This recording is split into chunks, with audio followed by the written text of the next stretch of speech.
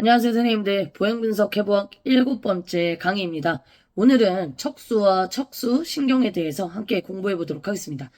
우리가 보행 중 관찰하는 근육의 움직임은 모두 신경계의 정교한 조절 아래에서 이루어지고요. 특히 척수는 뇌의 명령을 근육으로 정확히 전달하는 중심 경로이기 때문에 이 구조를 이해하는 것이 무엇보다 중요합니다. 먼저 척수는 뇌에서부터 이어지는 신경의 연장선인데요. 하지만 단순한 연결선이 아니라 신경 신호를 능동적으로 처리하는 중추 역할도 수행을 합니다. 척수는 크게 두 가지 층으로 이루어져 있고요. 바깥쪽은 신경섬유 다발로 구성된 백색질, 안쪽은 신경상포체와 신경말단이 모여있는 회색질입니다. 이 중 회색질은 신호를 주고받고 처리하는 핵심 영역을 이야기하고요. 척수는 척추관 안에 위치를 하며 앞쪽에 있는 척추체, 뒤쪽에 있는 신경활이 있어서 척수는 이 두 구조 사이의 공간이 척추관 속에서 뼈로 단단히 보호되고 있습니다. 이제 척추뼈에 대해서 정리를 해보도록 하겠습니다. 총 33개의 척추뼈는 기능과 위치에 따라 총 4구간으로 나뉘게 되고요. 목뼈는 7개, 등뼈는 12개, 허리뼈 5개, 엉치뼈 5개로 구성되어 있습니다. 이러한 척추뼈는 해부학에서 구분할 때 보통 약어 표기를 사용하는데요. 예를 들어 네 번째 등뼈는 T4, 첫 번째 허리뼈는 L1처럼 표기를 합니다. 이후 강의에서도 이런 약어 표기를 계속 사용할 예정이기 때문에 지금 이 표기 방식에 익숙해지시며 척수의 위치나 신경 구조를 이해하는 데 조금 더 큰 도움이 될 겁니다. 이제 척수의 실제 길이와 구조적 특징을 살펴보도록 하겠습니다. 척수는 척추관 전체를 따라 이어지지 않고요.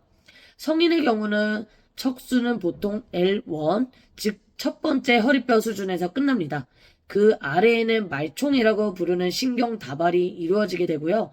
말총은 척수 아래쪽에서 뻗어나오는 여러 개의 신경 뿌리들이 마치 말꼬리처럼 퍼져 있는 구조라서 그런 이름이 붙여져 있습니다. 또 하나 신경의 위치를 이해할 때 꼭 짚고 넘어가야 할 점이 있는데요. 목뼈는 7개지만 목뼈에서 나오는 신경 뿌리는 8개입니다. 1번 신경은 C1 위에서 나오고 8번 신경은 C7과 T1 사이에서 나옵니다. 반면 등뼈나 허리뼈 신경은 해당 번호의 척추뼈 아래쪽에서 신경뿌리가 빠져나옵니다. 이 구조는 나중에 신경 손상이나 병면 위치를 판단할 때 매우 중요한 기준이 됩니다. 이제 척수가 근육 움직임과 어떻게 연결되는지 정리해 보도록 하겠습니다. 먼저 움직임을 시작하는 명령은 뇌에서 출발을 하죠. 여기서 작동하는 신경세포를 위운동신경세포, 어퍼모터 뉴런이라고 합니다. 이 신경세포는 척수까지 내려오면서 정확한 위치에 도달하면 척수의 회색질로 들어가 아래운동신경세포, 로얼 모터 뉴런과 연결이 됩니다. 이 아래운동신경세포는 실제로 근육을 움직이게 하는 실행신경이고요. 정리를 해보자면 위운동신경세포는 뇌의 명령을 전달하는 역할을 하고 아래운동신경세포는 그 명령을 실제로 수행하는 역할을 합니다. 이후에 아래운동신경세포의 축삭, 신경섬유는 앞부리를 통해 척수 밖으로 빠져나오게 되고요. 다른 신경들과 합쳐지면서 말초신경 가지로 분리되고 궁극적으로 타겟 근육에 도달해 수축을 유도하게 되는 겁니다. 앞에서 우리는 뇌에서 시작된 명령이 위운동신경세포를 통해 근육까지 전달되는 경로를 살펴봤고요. 이번에는 반대로 말초에서 시작된 감각 정보가 척수로 전달되는 흐름을 정리해 보도록 하겠습니다. 신경섬유는 피부, 근육, 관절, 내장 등 말초 조직에서 감각 정보를 수용하는데요. 이 감각 자극은 척수 쪽으로 이동을 하며 뒷뿌리를 통해 척수로 들어오게 됩니다. 이때 감각신경은 뒤신경절을 통과하는데요. 이 부위는 신경세포의 세포체가 모여있는 조직이고요. 육안으로 보면 살짝 부풀어 있는 형태를 가지고 있습니다. 이 뒤신경절을 지난 신경섬유는 척수 내로 진입을 해서 촉각, 통증, 압력, 온도, 위치 감각 등 다양한 감각 정보를 전달하게 됩니다. 들어온 신호는 이후 두 가지 경로로 나뉘어 흐르게 되는데요. 첫 번째는 일부 신경 섬유는 오름신경로를 따라 척수를 지나 뇌까지 전달되고요. 둘째는 일부는 같은 척수 수준 또는 인접 수준의 다른 신경세포와 직접 연결이 됩니다. 이러한 연결 방식은 이후 배울 척수 반사와 밀접한 관련이 있는데요. 다음은 척수가 손상이 되었을 때 나타나는 결과에 대해서 살펴보도록 하겠습니다. 척수 손상은 손상 부위가 어디인지, 그리고 척수가 완전히 절단되었는지, 부분적으로 손상되었는지에 따라 증상은 달라지게 됩니다. 불완전 손상만으로도 넓은 범위의 운동 및 감각 장애가 나타날 수 있고요. 척수가 완전히 절단되면 해당 수준 이하 근육은 수의적 조절이 불가능하게 됩니다. 이는 뇌에서 내려오는 명령이 척수 아래로 전달되지 않기 때문이고요. 이와 함께 감각 정보도 손상 부위 아래에서는 완전히 차단이 되어버려서 통증, 촉각, 온도 등 모든 감각이 상실이 되게 됩니다.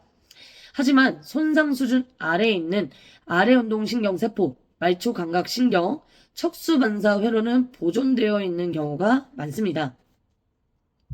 쉽게 말해 상위신경의 명령은 끊겨도 척수 자체 내에 존재하는 반사회로는 여전히 작동할 수 있다는 이야기고요. 예를 들어서 척수 손상 이후에도 특정 부위를 자극했을 때 자동적으로 나타나는 반사운동은 이러한 구조 덕분에 유지가 될 수 있습니다.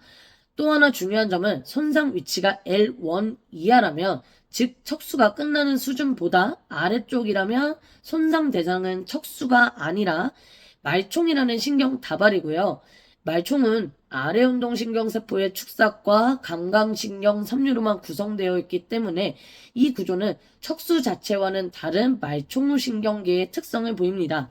따라서 이 말총이 손상될 경우에는 이완성 마비, 감각 소실, 반사 소실 등 말초신경 손상과 유사한 임상 양상을 좀 보이게 되고요. 반면에 척수 자체가 손상이 되면 근육 경지, 반사 항진, 중추신경계의 손상의 특징적 반응이 나타나게 됩니다. 이러한 구분은 임상에서 보행기능 회복 예측이나 평가 전략 설정 시 매우 중요한 기준이 되고요. 척수 손상은 어디에서 발생했는지에 따라 운동기능, 감각기능, 생존 가능성까지 달라질 수 있습니다. 먼저 목뼈 수준에서 손상이 발생하게 되면 환자는 양팔과 양다리가 모두 마비되는 사지마비 상태가 되고요. 특히 C4 이상에서 손상이 되면 가로막 기능이 마비가 되어서 호흡이 어렵거나 불가능하게 되고 생존율도 크게 떨어지게 됩니다. 반면에 C5 이하에서 손상이 발생할 경우에는 일부 팔과 손의 기능은 보존이 될 수 있고요. 척수 손상이 등뼈 T1 이하나 허리뼈 수준 L1 이하에서 일어나는 경우에는 하반신 마비가 나타나게 됩니다. 이때 팔과 손의 기능은 유지되지만 다리 움직임에서 제한이 되고요. 이러한 환자 상태에 따라서 보조기를 착용하며 보행이 가능한 경우도 있습니다. 다음은 피부 분절에 대한 내용이고요. 피부 분절은 특정 척수신경 뿌리가 지배하는 피부의 감각 영역을 의미합니다. 각 신경 뿌리는 고유한 감각 분포를 가지고 있고요. 감각 손실 부위를 통해 손상 수준을 유추할 수 있습니다. 예를 들어서 그림 A에서 나타나는 분포를 보면 다리 앞면은 높은 척수 수준, 다리 뒷면은 낮은 척수 수준에서 지배받는 것을 알 수 있습니다. 또한 엉덩이와 회음부의 감각 소실은 척수 손상 수준과 관계없이 거의 모든 환자에게서 공통적으로 나타나는 증상이고요. 이러한 감각 이상은 자세 감각, 체중 지지, 보인 안정성에 영향을 주기 때문에 보행 분석과 재활 전략 수립의 중요한 자료로 활용이 됩니다. 이번 강의에서는 척수와 척수신경 구조를 바탕으로 운동감각신경의 정달 경로, 그리고 손상 수준에 따른 기능 변화까지 단계적으로 좀 살펴봤고요. 이해하기에 좀 다소 복잡한 구조이지만 이러한 내용은 보행을 해석하고 지도하는 데 있어서 기초적으로 반드시 알고 있어야 할 신경계 기반 지식입니다. 다음 강의에서는 척수에서 이어지는 말초신경과 신경의 생리학적 작용 원리를 중심으로 보행과 기능 회복을 이해하는 데 필요한 다음 개념들을 이어서 학습해 보도록 하겠습니다. 그럼 오늘도 강의 듣느라 고생 많으셨습니다. 감사합니다.